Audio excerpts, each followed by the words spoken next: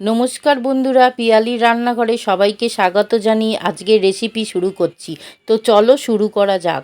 প্রথমে 3টে ডিম, 5টা কাঁচা লঙ্কা, 3টে আলু সেদ্ধ হতে দিচ্ছি। তারপর একটা কোয়াটার পাউরুটি গুঁড়ো করে নিচ্ছি। এদিকে আলু সেদ্ধ হয়ে গেছে, এবার সব গ্রেট করে নিচ্ছি একসাথে। আলু, ডিম, কাঁচা লঙ্কা, এবার 2টো পেঁয়াজ, কিছুটা ধনেপাতা আর কয়েকটা কাঁচা লঙ্কা কুচিয়ে নিয়েছি, সেগুলো ঢেলে দিচ্ছি।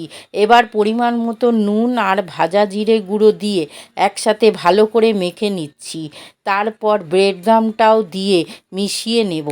তারপর কিছুটা মাখা নিয়ে হাতে গোল করে চ্যাপ্টা করে রেখে দেব। এবার চিজটা গ্রেট করব আর একটা বাটিতে সামান্য নুন দিয়ে একটা ডিম ফেটিয়ে নেব আর কিছুটা বিস্কুট গুঁড়ো নিয়ে তাতে সামান্য নুন আর লঙ্কা গুঁড়ো মিশিয়ে নেব। এবার চ্যাপ্টা করে রাখা আলু ডিম মাখাটার মধ্যে চিজ দিয়ে মুখটা বন্ধ করে ভালো করে চপের শেপ দেব। তারপর ডিমের গোলায় দিয়ে ভালো করে এপিঠ ওপিঠ মাখিয়ে বিস্কুট গুঁড়োয় কোট করে নেব।